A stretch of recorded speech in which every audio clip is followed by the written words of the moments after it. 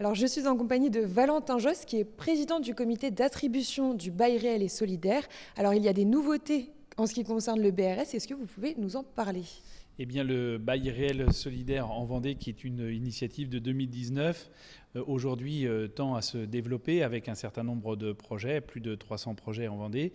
Et puis surtout, depuis 2023, c'est donc l'Office Vendée Foncier Solidaire Vendée Habitat qui prend en charge le BRS. Nous avions au préalable un groupement d'intérêt public, Vendée Foncier Solidaire, qui était porté par le département et l'établissement public foncier de la Vendée.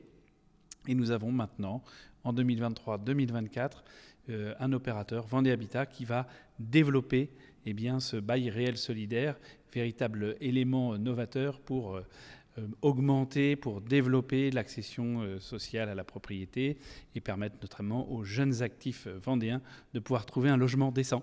Tout le monde ne peut pas accéder au bail réel et solidaire. Il faut remplir des conditions. Alors, quelles sont-elles?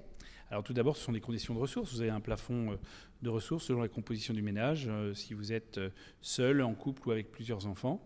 Et puis derrière cela, vous avez la possibilité d'accéder à un prêt à taux zéro, qui est quand même intéressant parce que pour le BRS, il faut quand même la plupart du temps emprunter. Et cet emprunt se fait notamment avec l'appui et l'effet de levier du prêt à taux zéro, c'est important. Et puis vous avez, dans certains cas, parmi les avantages d'être titulaire de BRS, c'est d'avoir une exonération totale ou partielle de la taxe foncière, selon bien sûr le choix de la collectivité où se situe et se localise le BRS. Et j'imagine que là, en Vendée, l'immobilier, c'est un vaste sujet et c'est très compliqué de trouver un logement.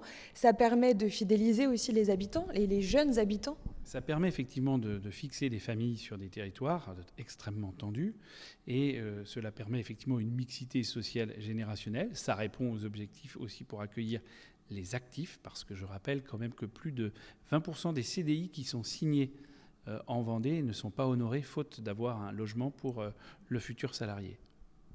Eh ben, merci beaucoup. Et donc actuellement en Vendée, il y a 300 projets de logement en BRS.